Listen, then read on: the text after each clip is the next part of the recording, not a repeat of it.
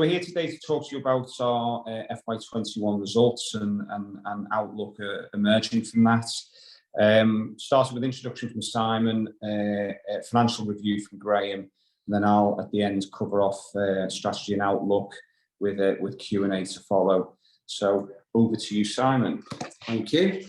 And if we could go to page 3, please, Hannah. Thank you. Thanks, Hannah. Good afternoon, everybody, and thank you for attending. For the people that don't know us and the first time you're coming on to one of our seminars, I'm going to talk about who we are and where we've come. And there's a lot more on the Capital Markets Day on our website if you want to go through more of a video and explanation. But just to start off, we were established in 1997 in Manor Mill. I had a little office there with my girlfriend at the time, who's now my wife, and got 3 boys together. And we started off there sourcing clearance and supplying the retailers in the UK, the discount retailers. We now trade in the same mill, but we've took the whole mill, and we've just moved into a brand new, renovated, state-of-the-art, 40,000 square feet office. And everyone is back to work, and everyone's very excited, and we're trading well, as you know. We're a brand house of consumer goods. And when we first floated 4.5 years ago, we did believe that we were a brand house, but really we did have, there was a lot of licenses we had. We had a few of our own brands, and then we did a lot of OEM for the retailers, which is own label. Now, fast forward, we own 90% of our brands. And these are great heritage brands, and you will see all of our brands in all of the blue chip retailers, not just here in the UK, but also in Germany and in France, and now in Poland, and now in Australia, which I'll come on to on our expansion. So who are we? We're mass market. We sell value-led products. I like to say it's the John Lewis product that everybody wants but can't afford, and we put it in the price range of the people that want that product. So we also have a top A1 supply chain, which we've worked very hard over the last 13 years to develop this supply chain. And as you can see, over the last 18 months, when it's been the hardest hit supply chain ever, especially in our industry, we've done quite a good job. And we're now competing with the A brands in the retailers, and we're taking market share off these A brands quite fast. Our categories, we have 5 major categories: small domestic appliance, housewares, audio, laundry, and heating and cooling. We employ over 300 people, and these are the best in class talent. We're really, really proud of our people, and I think, as you can see again by the last 18 months, our teams have all stepped up. They've worked from home, and they've worked tirelessly hard to make sure we delivered on time to the retailer. And not just our team members here, but our 40 team members that we've got in Guangzhou and across China. You know, we've worked tirelessly to make sure we had innovation. We were on the first production line of the factories, which was very important. And also we looked after the factory base as well, because they've had a lot of their own issues over the last 18 months. We've got offices and showrooms in UK, in Germany, in Cologne, and we've got showrooms and offices in China. And we opened up in Poland just before COVID hit, and that's actually been a very big success. We just have done 2 huge promotions with the biggest retailer there, Biedronka, which is one of the big supermarkets there. And we've opened up Australia and New Zealand. And again, our brands have been well resonated there, and we've been taking some super orders out in Australia and New Zealand.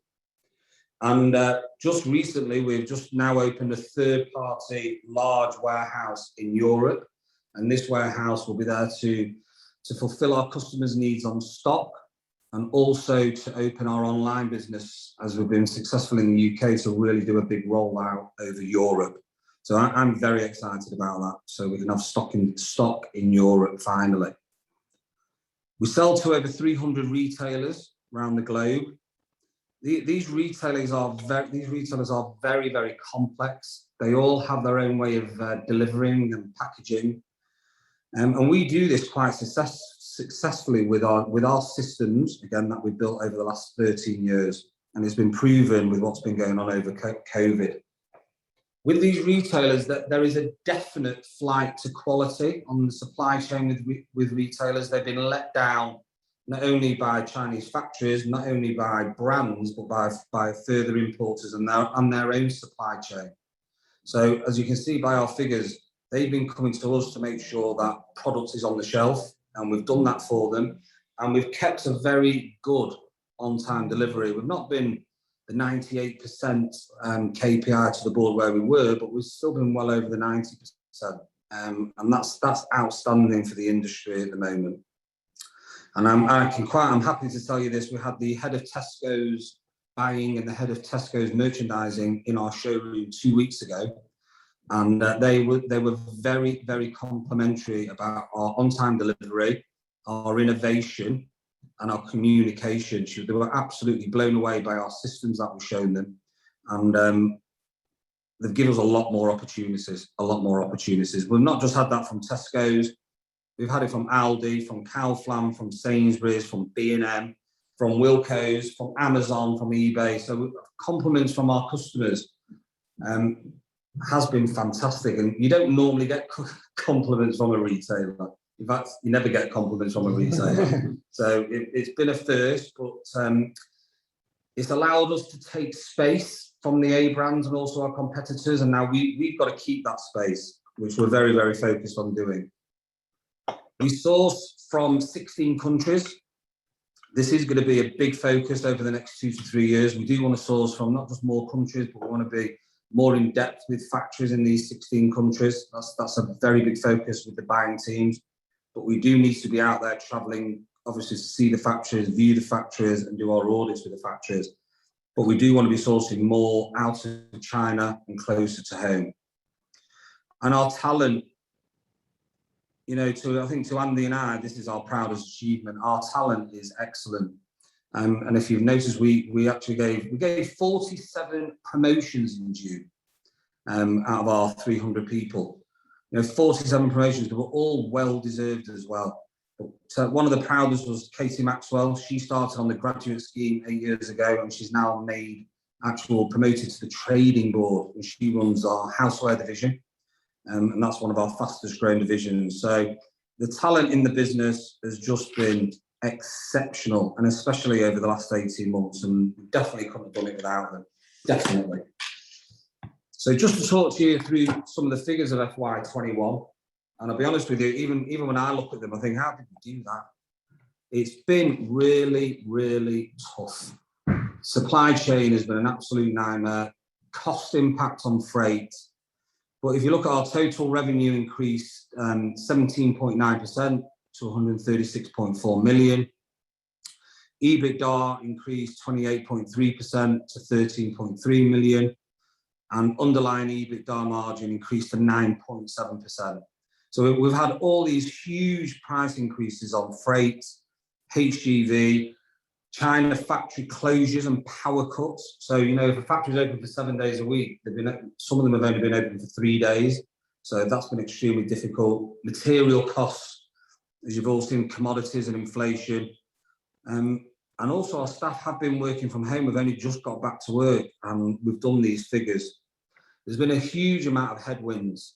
And I don't know if I'm allowed to say this, but I'm going to say it. These figures, that figure of 13.3 million, that could have been well over 16 million. But we've done what we needed to do, and it's a good focus for the future. So as a company, I do believe we've strengthened dramatically over the last two years. The retailers see us as a really important partner. Our brands are selling when they're on the shelves. Our online business, which has been a very, very fast growing side of our business, has suffered a lot over the last 6 months because we've not had the stock for our online business. We've prioritized our retail customers because at the end of the day, we do supply the retail. But online, now we're getting back into stock, and we are getting back into stock in a big way. We've never ever had so much stock coming in, but it is selling. online is a huge focus for Ultimate Products, and I'm excited again by the response from online retailers and the sales that we have. And finally, the Salter acquisition is now fully integrated and will be significantly earning enhancing. It's, as we all know, it's the oldest houseware brand in the UK. We did have the license for the small domestic appliances and for the housewares. We took that to 28 million over 10 years. We now own the Salter brand. So between the two, we're doing 50 million, and our target is 100 million pounds.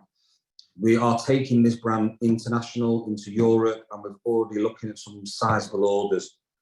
And it's been a very, very, very hard 18 months, 2 years, but we've just grafted and traded, because that's all we know how to do. And the figures prove themselves what a great business this is. And that's it. Okay, well, we're going to move on to the financial review now, Hannah, and probably the easiest thing for me to do is to swap seats with you, Graham, rather than try and move the iPad.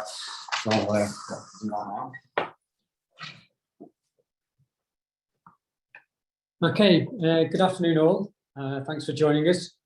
So as Simon said, it's been a very tough period, and with that, we're really pleased with the results that we're presenting today. Revenue up 17.9% to 36.4 million. But against that, margins were impacted by freight costs in the second half.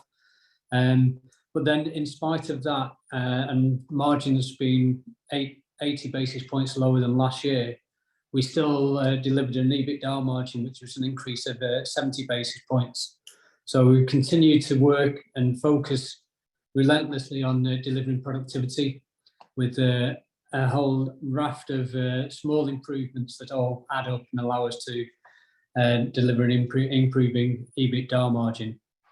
So EBITDA was 13.3 million, up 28.3% on last year, and then it's a profit before tax levels that increased to 36.6%.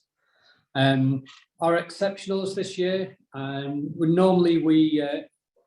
pleased to say that it's only the share-based payments, the non-cash adjustment here. Although this year we had the repayment of the furlough costs, the furlough credit that we received as income last year and was reported as exceptionals last year. So I just cancelled that out. And then we had the acquisition costs from the Salter acquisition. So I'm expecting that in FY22, we'll just return to the single item of the share-based payment charges coming through our exceptionals. Over on the next page, Hannah, please. We've got the, page 8. Yep. We've got the profit after tax bridge chart.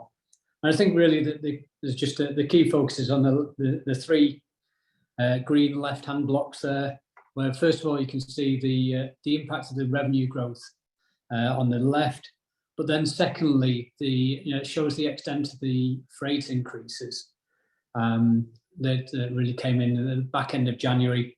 So that was quite a significant impact. But Simon and the trading team mitigated that quite significantly by recovering over half of that through trading, through managing the stock that we did have, through considered and communicated price increases that allowed us to reduce the impact of that, the incremental freight costs. And then the overhead increase is the next block, and I think given the size of the volume increase, you can clearly see the benefits of productivity there.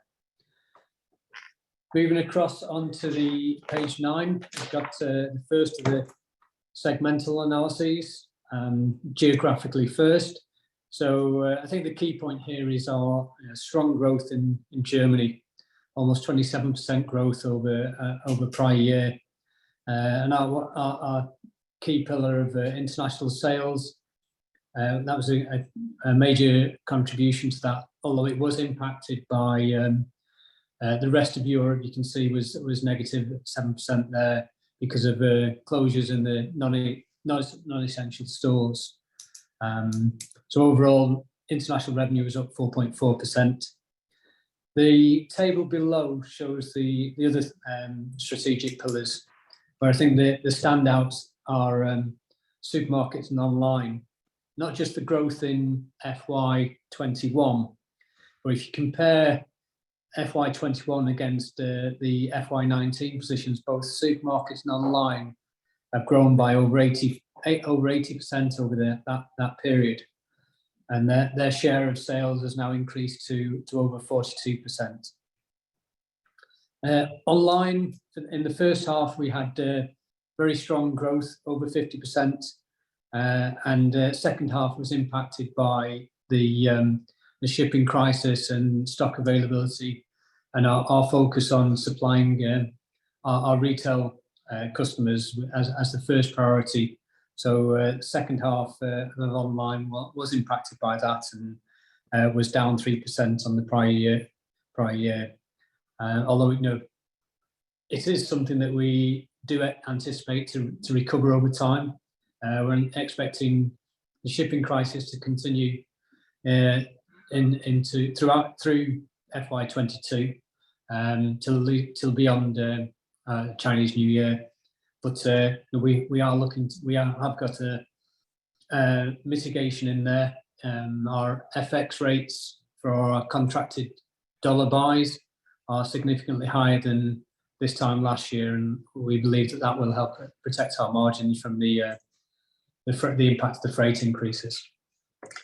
Over on page 10, we've got the brands analysis, where you can see our premier brands outperformed the rest of the business quite significantly, growing 27%. So the Salter acquisition means now that the license side of the business's revenue is close to 10%, and we believe with that the licensing risk is essentially then off the table. Also on the brands, you can highlight the two newer brands to the Premier Group, Progress and Clean Easy, both continuing to perform very well with very strong growth in FY21. On what we have got within the brands beyond the Salter acquisition is also the acquisition of Petra.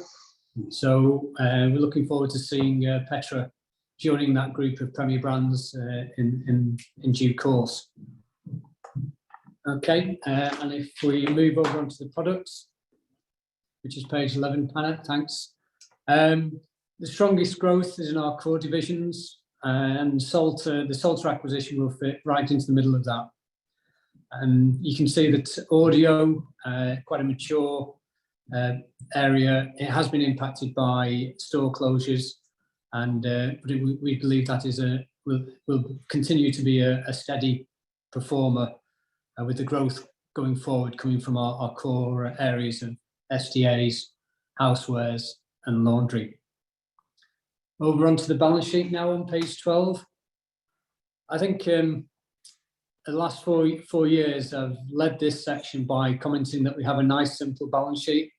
I think following the Salter acquisition, that's something I've got to remove now, because you can see we've got the added intangibles from the brand, the goodwill, the deferred tax associated with the brand value. They are now sort of, adding a little bit more complexity into our balance sheet. But beyond that, we still remain capital light. The core element of the balance sheet outside the acquisition elements is the working capital, which continues to be well provided, well financed by our bank facilities. You can see in the debt section there that our trade-related debts debt is 6 million, and that's supporting working capital of almost 20 million. So plenty of protection there. Our debt has increased to 18.9 million, but that's impacted by over 17 million of addition from the Salter acquisition. And at the end of FY21, our leverage ratio was 1.4 times, with principally all the debt from the Salter acquisition, but essentially none of the EBITDA. And the analyst forecasts are indicating that by the end of FY22, our leverage ratio will be back down below 1x EBITDA. Also on debt, we still have plenty of headroom on our facilities, over 16 million at the end of July, and well within our bank covenants.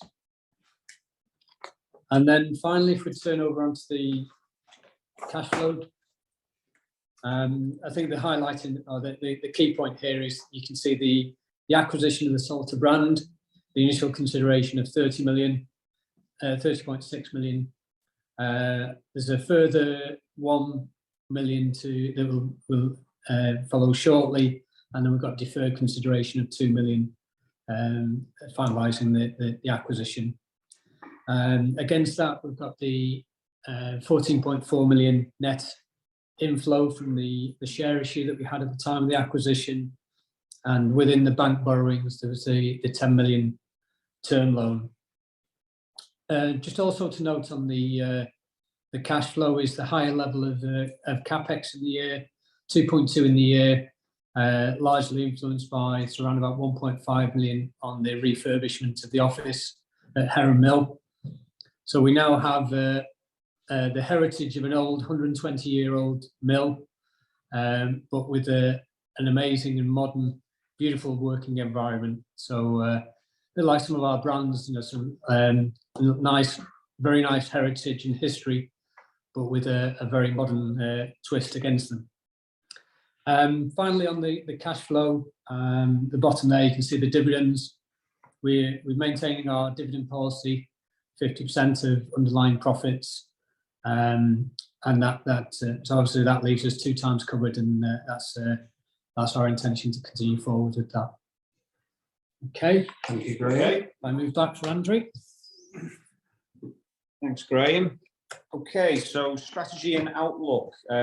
Those of you who know as well will probably be quite sick of this slide, but these are the 4 pillars of our strategy, and have remained so for some time, and I suspect will remain so for quite some time to come. For those of you who are newer to the business, I would just reiterate what Simon said earlier. There is a sort of deep dive Capital Markets Day presentation video on our website in the investor relations section, and you can where we go into more detail around our strategy. But just to give a top level summary, these are our areas of focus as a business. First of all, international. Why international? Well, we develop products that by and large is used in most homes throughout the world to a greater or lesser extent. And yet historically we've kind of sold it into this small island off the northwest coast of Europe. Really international is about leveraging that product development, which is the biggest part of our costs, and using it to sell those products into international markets, both to increase revenue but also increase our operating margins through the recycling of that product developments for the home market. Number 2, we have supermarkets. Now, we historically have been underweight on supermarkets, and we believe to a large extent still are.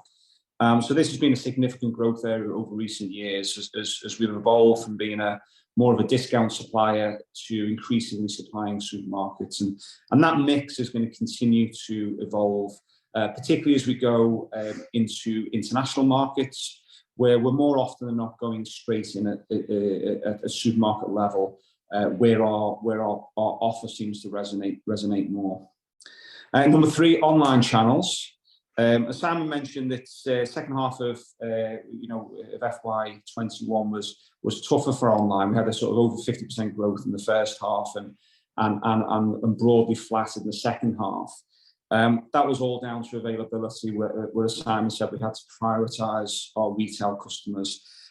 As availability improves, and it will as we go through this first half, we will see that growth return, and we see really, again, we see ourselves underweight in this area. You know, roughly a third of our type of product is sold online, and yet only 15% of our revenue comes from this area. So huge scope for ongoing growth. And then finally, discount retail continues to be a very important segment to us, although one that's perhaps a bit more imbalanced these days. So 60% of our revenue is discounts when we IPO'd in 2017. Now it's less than 40%. But we do see it as a very important segment and one that will deliver growth for the foreseeable future. We go on to the next page, page 15. This is how we see the future, a future after COVID, which is hopefully not too far away, and how we might fit into that future in terms of consumer goods. So we do see more time spent at home. There will be a general return to work, no doubt, but there will be more work from home in post-COVID times than there were in pre-COVID times, and we sell homewares, so that's got to be good for us, is our view.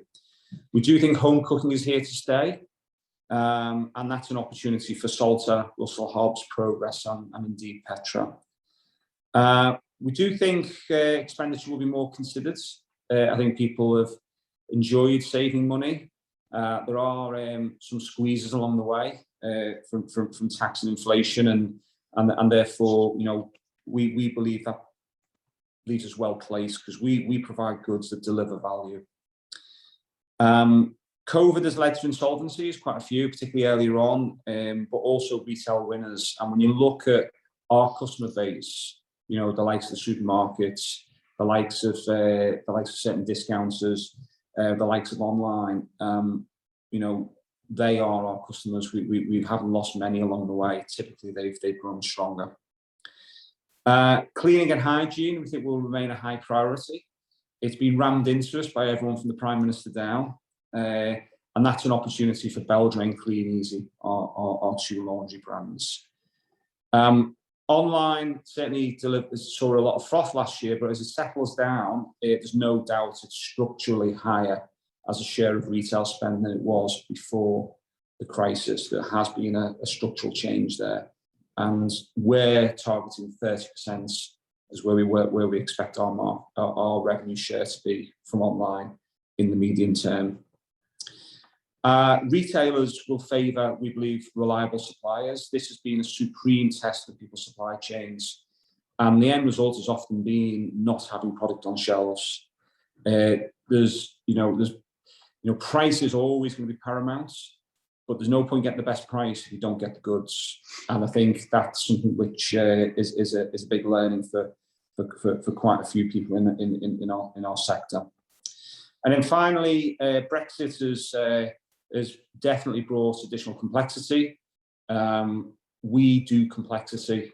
You know, we supply 300 retailers a year for whatever they need, according to the way they need it. So we are used to complexity. There's an engine behind this business, a kind of process and systems engine, which has taken us a long time to build, and that's good at managing complexity day to day.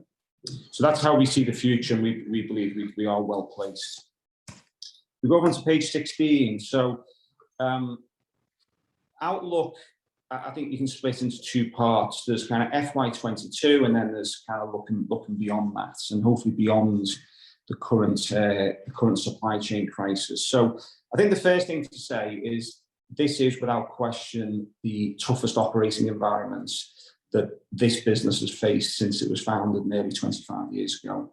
And it's the toughest environment by quite some margin, and it's going to continue to be, you know, very tough for some time to come. We've seen many of the things which you've seen in elsewhere, you know, factory gate inflation.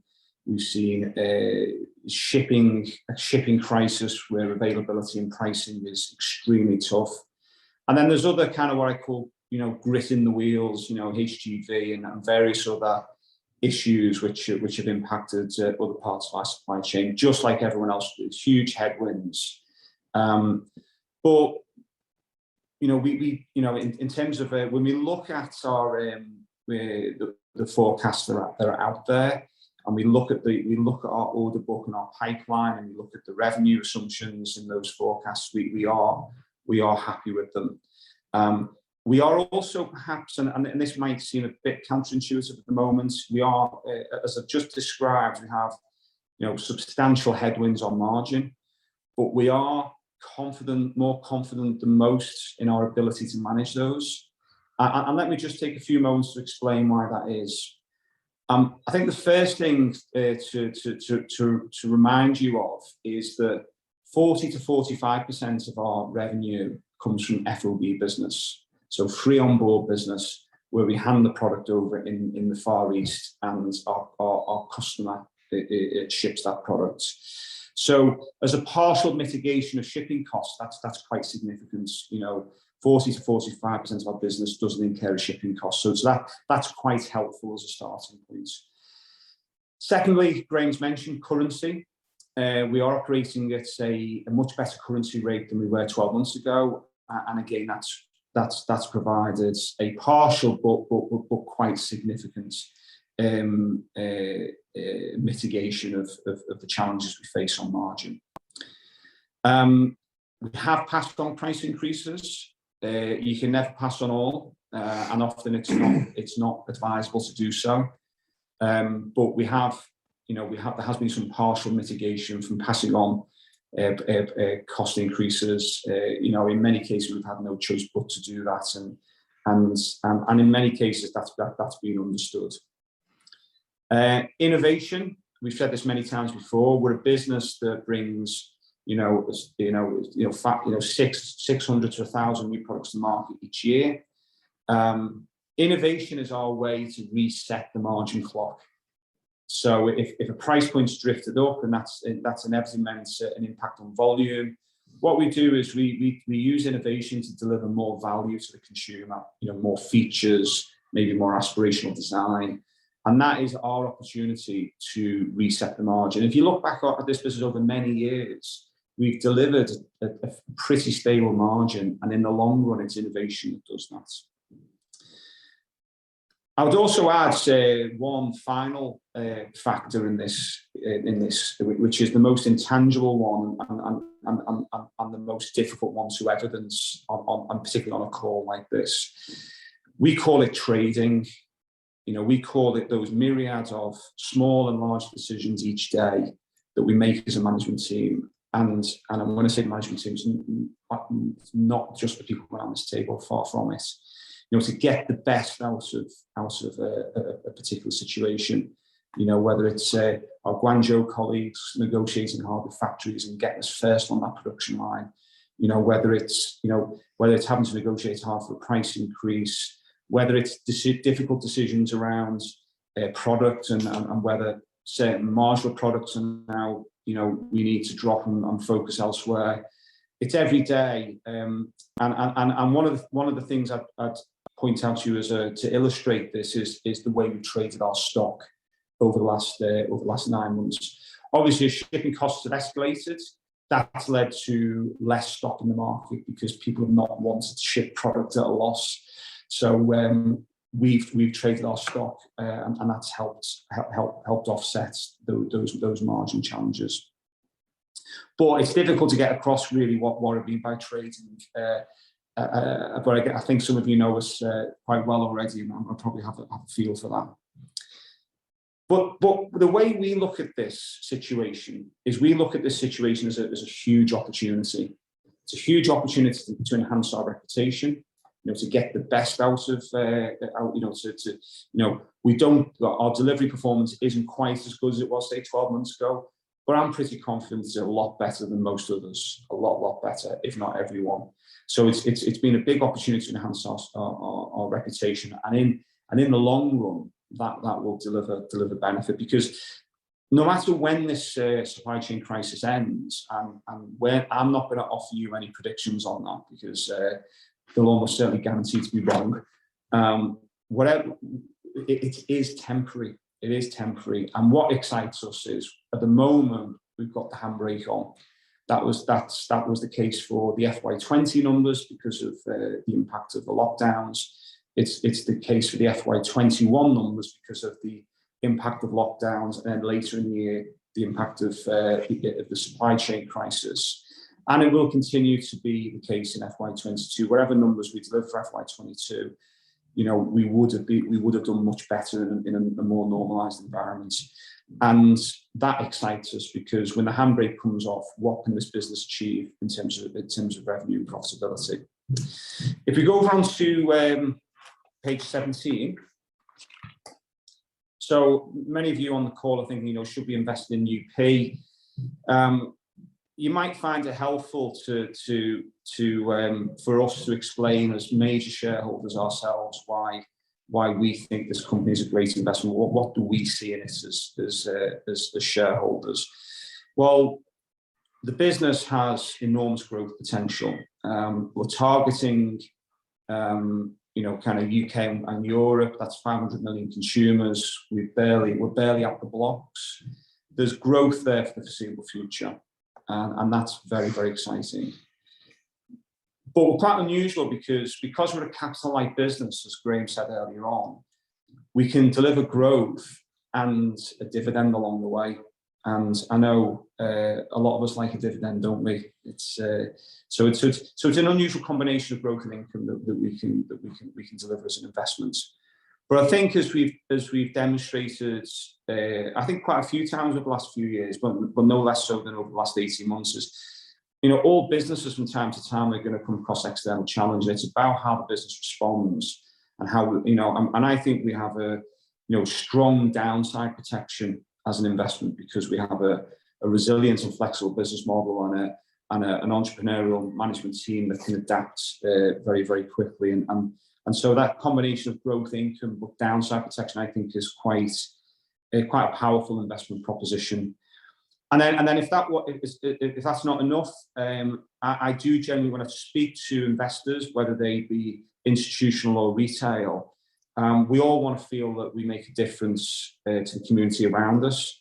I would really recommend that you all read our ESG report in the annual report. If you don't follow us on LinkedIn, please do so, because you see a lot of the things that we do in the local community. We do genuinely give back, and that also benefits us both as a corporate and indeed as an employer brand, which in turn helps us attract that key talent, which is so crucial for product development. Okay, we're going to end the presentation there, Hannah, and hand over to Q&A. Great, thank you both. And we have ample questions, so let's make a start. To what extent is your inline outlook dependent on a normalisation of shipping? For example, if you take the shipping index that peaked at 6 times pre-COVID levels as a proxy for costs, are you relying on this falling back to 2 times immediately after the Chinese New Year? No, we've said after Chinese New Year, but that's quite a, you know, we haven't pinpointed the point. We think it's going to continue to be as it is now till at least Chinese New Year. We're working on the basis that this will continue to the foreseeable future. We're not in the business of crystal balling. When we've assessed that guidance, we've assessed it on an as-is basis rather than in hope of things improving. Thank you. Okay, sticking to the theme. I beg your pardon, no. Revenue is normally somewhat weighted towards H1. Given the global shipping disruption, would you expect this to be H2 weighted for the full year 22? Yeah, I mean, the mix of, in the long run, the mix of H1, H2 revenue is typically kind of 55-45, but it can fluctuate. And it may well be that it's a bit more H2 than that. But you know, there'll be 1 or 2% in it. Instead of 55-45, it might be, you know, 53-47, for example. You know, the broad profile we don't expect to be hugely different to what we've seen in the past. Okay, thank you. Congratulations on the results, and a comment that they thought the results and commentary are reflective of retailers building up stock levels. Are you concerned about retailers destocking, especially post-Christmas, and how would this risk be managed?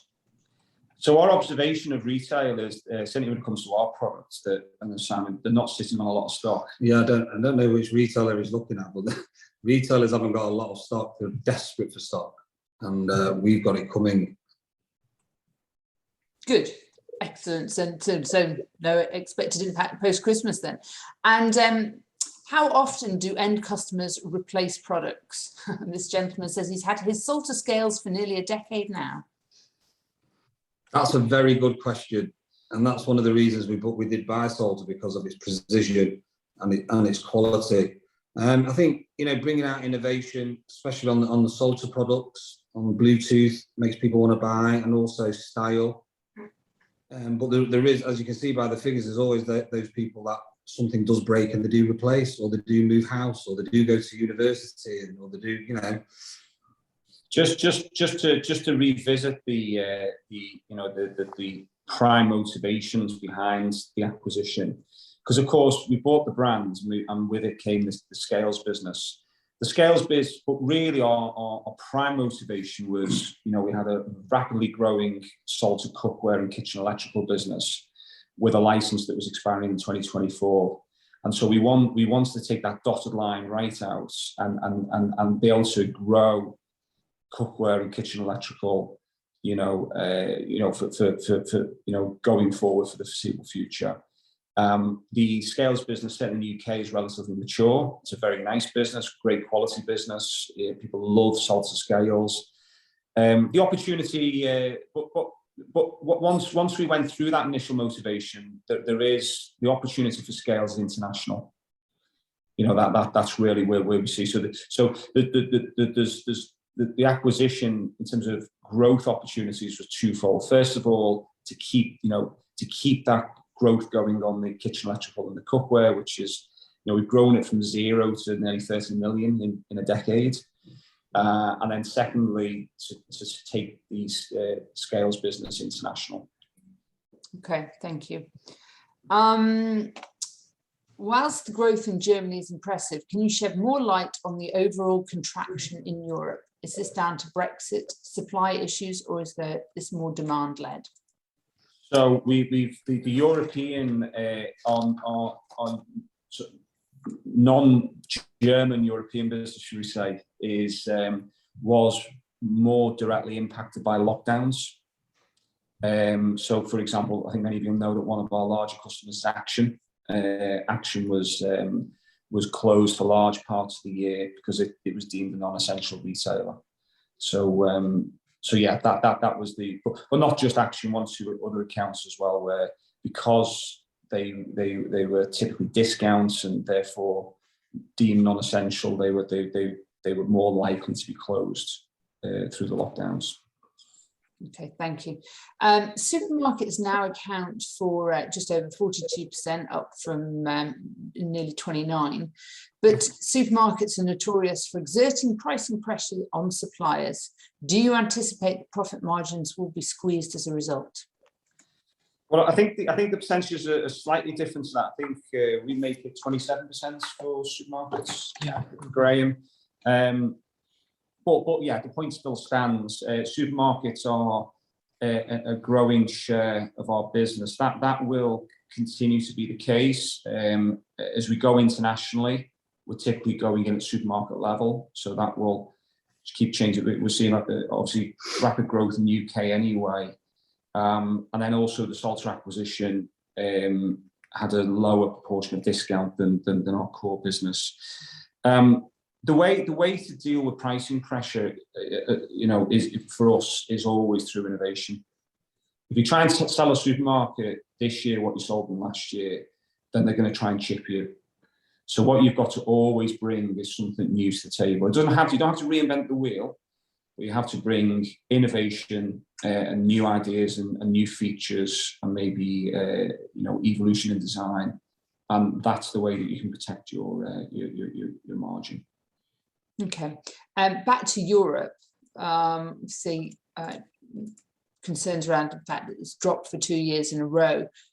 What is the plan to turn it around? And how much is Petra going to be part of that plan? The drop has definitely been a COVID drop, and as Andy's explained, with certain retailers closed. Petra is now finished, and we've actually been showing presentations of the products here today to a couple of people, and it's in the offering now to a big retailer, that supermarket retailer that we're dealing with. So quite excited for Petra, just as we were for Progress a couple of years ago, and Progress has been a real good success in the German market. That's done 10 million euros in the last 2 years in the German market, and I believe Petra is bigger. It's actually a German brand, not an English brand, and it's got heritage there, and I'm excited for Petra. Okay, thank you. If I understand the FOB correctly, UPGS is responsible until the goods are loaded onto the vessel. After that, it's down to the customer. What percentage of sales are FOB? I think actually you covered that in the presentation. And with other types of sales, is UPGS responsible right up until the customer takes ownership of the goods? Yeah, I mean, we supply customers in quite a number of different ways. So at one end, you have FOB, full containers handed over to the retailer in the Far East. And then along the way, we have back-to-back orders, full containers where we import for the retailer. We then have things like call-off, where the customer will list our product for a season, we'll bring it in, and they'll call it out of our warehouse. We then have smaller retailers where we're delivering by the pallet. We then have even smaller retailers where they're ordering by the carton, and then all the way down to Mrs. Miggins from Peterborough, who 10 minutes ago ordered an air fryer, and we might be delivering that one today. So there's quite a variety of ways in which we move products. We just see all these as channels. Our customer is that consumer, and it's about moving the product to that consumer through whatever channel is most appropriate. And I think the breadth of channels that we've got have really been a huge godsend during COVID times. You know, last year, you know, certain segments were very tough. You know, a lot of our retailers were closed, and we went from, you know, having a very healthy account to a zero account. But then, you know, supermarkets continued to stay open, and online boomed. Second half of FY21, the shipping crisis meant, you know, we had poor availability for online flatlined, but then at the same time we saw recoveries in other channels. So this variety of channels that we have does give us some really good resilience, depending on what might be thrown at us at any given point. Okay, thank you. Debtor days are up from 58 to 79. What's the reasons behind it, and do you expect it to stabilise or improve? I think I've got some debtor days. I think it's not necessarily 79, but around about late 50s, up from late 40s. It is very much in the range that we see, and you know, it's down to fluctuations with customer mix, and also impacted by sort of timing of those orders that have been delivered and invoiced at the end, you know, in the last few months of the year. So it is very much in our what we've stated has been our normal range of debtor days. Nothing alarming there. Fine, good, thank you. One here on dividends. Obviously they're tax inefficient because you pay them out of net earnings, and then us shareholders pay tax again. Why do you have such a rigid dividend policy? And have you thought about repurchasing stock as a different example? Yeah, I mean, it's different investors want different things. You know, when we do our road shows, you can go from one meeting where the fund manager says, just don't pay a dividend, to the next one where they say, oh, you must carry on paying a dividend. So we feel that, you know, a 50% distribution is a fair balance. You know, share buybacks are it is perhaps something we should look a bit more closely at. It is a bit problematic because is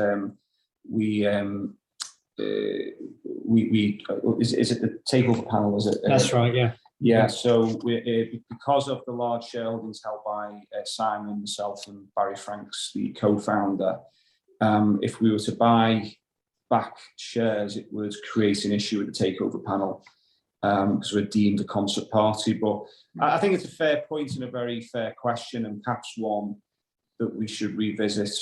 If ultimately with increased taxes now and dividend, it's perhaps a less tax efficient way to deliver a return to our shareholders.